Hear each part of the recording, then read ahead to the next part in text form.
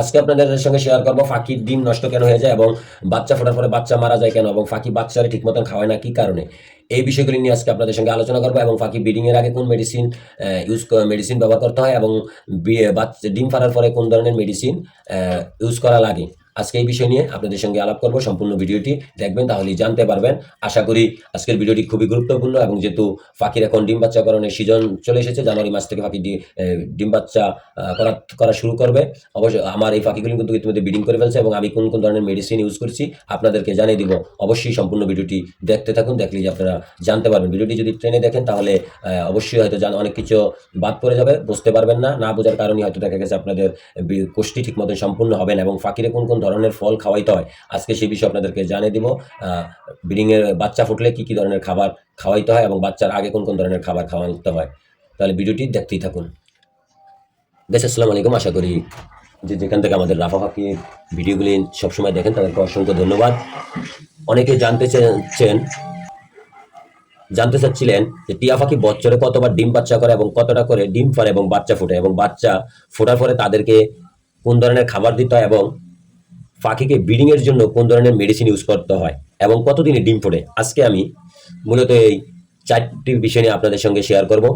যেহেতু এখন টিয়া পাখির ডিম পাড়ার সময় চলে এসেছে, আমরা অনেকেই জানি যে টিয়া পাখি মূলত জানুয়ারি মাস থেকে ডিম বাচ্চা করে বছরে। আমি প্রথমে আপনাদেরকে জানিয়ে দিই যে বছরে একবার ডিম বাচ্চা করে।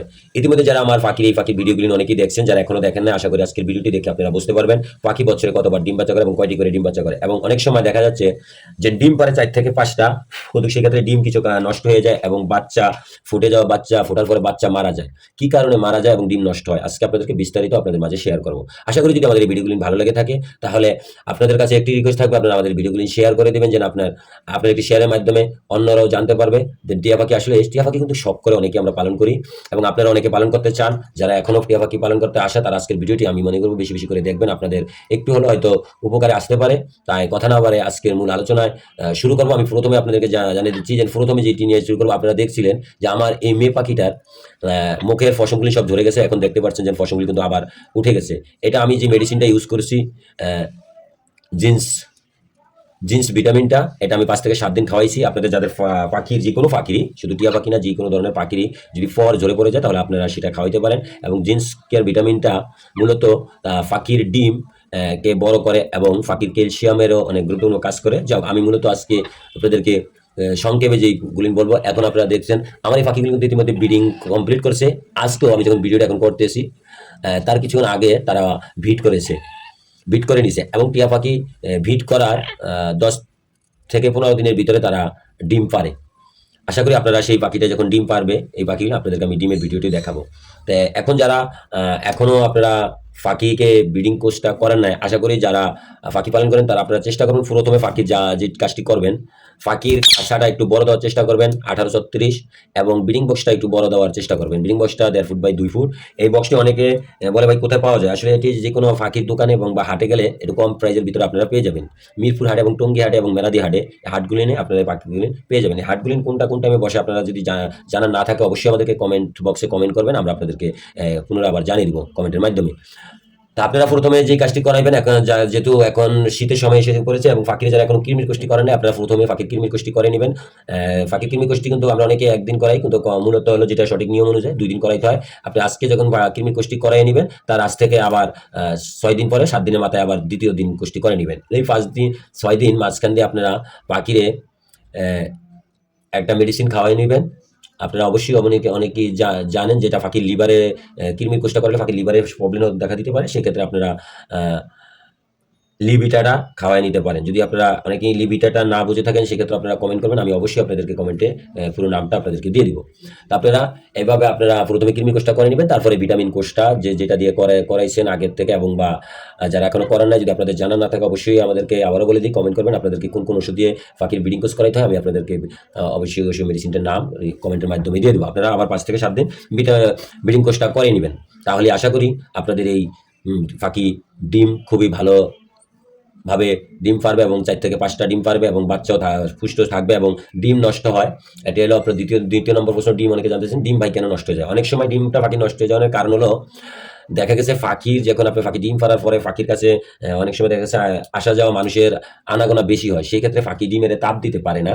এ হলো একটি কারণ, প্রথমে একটি কারণ, তার জন্য ডিম অনেক সময় নষ্ট হয়ে যায়। আবার অনেক সময় দেখা গেছে ফাঁকি মানে বিটটা ঠিক মতন করা হয় নাই, সেই ক্ষেত্রে ফাঁকি ডিম পাড়েছে, সেই জন্য ফাঁকি ডিমগুলি নষ্ট হয়ে যায়। তাই আমি প্রথম আপনাদেরকে যেটি করতে বলবো সেটি হলো, আপনারা ফাঁকি যে পাখিটা যখন প্রথম যে দিন ডিমটা পাচ্ছে তার সেদিন থেকে 5 দিন পরে আপনারা ওই ডিমটা যে কোনো একটা লাইটের কাছে বা মোবাইলের ফ্ল্যাশ লাইটের সামনে আপনারা ওই ডিমটিকে ধরবেন। ধরলে ডিমটি যদি দেখেন রক্ত জমছে, তাহলে মনে করবেন এই ডিমটি ফুটবে। আর যদি দেখা যাচ্ছে ডিমে কোনো ধরনের ব্লাড জমে না, সেক্ষেত্রে মনে করতে হবে এই ডিমটি আর ফুটবে না, এই ডিমটি রেখে কোনো লাভও নাই, তাৎক্ষণিক এই ডিমটিকে ফালাই দিলে সবচেয়ে ভালো হবে। এক্ষেত্রে যদি আপনার 3টা 4টা ডিমে যদি একই ধরনের সমস্যা দেখা দেয় যে কোনোটাতে ব্লাড জমে না, সেক্ষেত্রে সবগুলি ডিম ফালিয়ে দিবেন। ফালিয়ে দিলে টিয়া পাখি পুনরায় আবার বিট করে ডিম পারবে। কেন, টিয়া পাখি যখনই ডিম যতদিন তাদের বাচ্চা না ফুটবে তারা কিন্তু ডিম পারবে। যে হ্যাঁ, তাহলে বছরে বলে একবার ডিম বাচ্চা করে, হ্যাঁ একবার ডিম বাচ্চা করার একটি কারণ হচ্ছে এখন তাদের বাচ্চা ফুটলে তারা আর ডিম পারবে না। আর বাচ্চা না ফোটা পর্যন্ত যদি ডিম নষ্ট হয়ে যায়, আপনি দেখে শুনে আগে আগে ডিমগুলি ফালিয়ে দেন, তাই সেক্ষেত্রে পুনরায় তারা ডিম পারবে। যতদিন কিন্তু ওদের বাচ্চা না ফুটবে, ওরা বাচ্চাকে খাবার না খাওয়াবে, ততদিন কিন্তু ওরা ডিম পারতেই থাকবে। আর বাচ্চা ফোটার পরে তারা আর ওই 1 বছর আগ ছাড়া আর ডিম পারবে না। এবার 3য় নম্বর যে প্রশ্নটি, বাচ্চা ফোটার পরে কেন মারা যায়? অনেক সময় দেখা গেছে আমাদের ফাঁকির ক্যালসিয়াম, ভিটামিন, আয়রনটা ফাঁকির কম থাকে। তারা যে খাবারটা আমাদের দেখতে হবে যে ফাঁকি খাবার ঠিক মতন খায়নি তাদের চাহিদা অনুযায়ী, এবং যখন বাচ্চা ফুটবে আগের চেয়ে কম খায় খাবার, না বেশি খায়। বাচ্চা ফোটার আগে কি পরিমাণ খাইতো, বাচ্চা ফোটার পরে কি পরিমাণ, এই বিষয়টা আপনাদেরকে খেয়াল রাখতে হবে। যখন দেখবেন যে ফাঁকি আগের চেয়ে কম খায়, সেই কারণে ফাঁকি তাদের বাচ্চাকে পূর্ণভাবে খাওয়াতে পারে না। সেক্ষেত্রে আপনারা চেষ্টা করুন বাচ্চা ডিনারে নিজে হ্যান্ড ফিডিং করানোর জন্য, এবং ফাঁকি বয়স্ক যে ফাঁকি দিন বাবা মাকে আপনারা মেডিসিনের মাধ্যমে তাদেরকে আবার খাওয়ার রুচিটা বাড়িয়ে নিতে হবে। সেক্ষেত্রে আপনারা সেক্ষেত্রে পারেন ও স্যালাইনটাকে খাওয়াইয়া দিতে। তাহলে ফাঁকির স্যালাইন খাওয়াইলে আসলে ফাঁকির কিন্তু শরীরটা খুবই ভালো থাকে, বডি ফিটনেস, এবং তাদের বা আপনারা ফাঁকির ক্ষুধা বাড়ানোর জন্য একটি মেডিসিন পাওয়া যায় ফার্মেসিতে গেলে, আপনারা পশু পাখির ফার্মেসিতে আপনারা ওই মেডিসিনটা পেয়ে যাবেন। আপনারা ওই মেডিসিনটা 5 থেকে 7 দিন খাওয়াই নেবেন, তাহলেই ফাঁকির বাচ্চাদেরকে তারা সম্পূর্ণভাবে খাওয়াইতে পারবে। তারপর অনেক সময় দেখা গেছে 4 থেকে 5টা বাচ্চা ফুটলে সবগুলি বাচ্চারা ঠিক মতন ফাঁকি খাওয়াইতে পারে না। সেক্ষেত্রে আপনারা 2-3টা বাচ্চারে নিজেরা হ্যান্ড ফিডিং করে নেবেন। এবং অনেকেই জানতে চান হ্যান্ড ফিডিংটা কীভাবে করাইতে হয়। হ্যান্ড ফিডিং এর বিষয়গুলি যদি আমি আপনাদেরকে এই ভিডিওর মাধ্যমে আলোচনা করি, তাহলে ভিডিওটা অনেক লং হয়ে যাবে। আমি সেই বিষয়গুলি আপনাদেরকে কমেন্টের মাধ্যমে জানিয়ে দেবো, আপনারা অবশ্যই কমেন্ট করবেন। 3 নম্বর যে বিষয়টা আজকে আলোচনা করে, এবং ভিডিওটি 3 নম্বর আলোচনাটার ভিতরেই ভিডিওটি শেষ করবো, যেহেতু ভিডিওটি লং হয়ে যাচ্ছে, তার জন্য 3 নম্বরটাতে আজকের ভিডিওটি এখানে সমাপ্তি দিব। 3 নম্বর বিষয়টি হলো, পাখিরে এখন থেকেই শুরু করবেন, যে এখনো যাদের পাখি এখনো বিট করা শুরু করে না, আপনারা এই মুহূর্ত থেকে পাখিরে ভালো মন্দ খাবার দিবেন। এখন শীতের দিন যেহেতু সবজিটা খুবই কম দিবেন, শাকসবজি সপ্তাহে 1 থেকে 2 দিন দিবেন, তার বেশি দিবেন না। কেন, 3 নম্বর মূল কারণটা হলো, 3 নম্বরে মানুষ জানতে চাইছে পাখি ডিম পাড়ার পরে ঝিমায় কি কারণে। পাখি ডিম পাড়ার সময় এখন পাখি ঝিমায়, হয়তো দেখা যাচ্ছে কারো 2টা পাখি ঝিমায়, কারো একটি পাখি ঝিমায়। ঝিমাইটা হলো অনেক সময় পাখির এই খাওয়ার জন্য, অনেক সময় আমরা কি করি, পাখির খাবারগুলো হাট বাজার থেকে কিনে আনি, এনে দেখিও না পাখি কিন্তু খাওয়ান দেয়। আসলে ভাই মূলত হলো খাবারটা যখন হাট থেকে বাজার থেকে আনবেন, তখন খাবারটাকে একটু ধুইয়া শুকিয়ে নিতে হয়। অনেক সময় খাবারে ময়লা থাকে, এবং শুধু অনেকেই আমরা ফাঁকিরে শুধু এক ধরনের খাবার দেয়। ফাঁকিরে এই ব্রিডিং এর সময় প্রতিদিন ছোলা ভুট্টা দিতে হবে, এবং ফাঁকিরে এই সময়টা প্রতিদিন একটা করে ডিম সিদ্ধ করে মিশিং এর মাধ্যমে কুচা করে, এটার সাথে আপনারা চাইলে গাজর দিয়ে মিক্স করতে পারেন, চাইলে আপনারা বিভিন্ন ধরনের অন্য সবজি ইউজ করতে পারেন।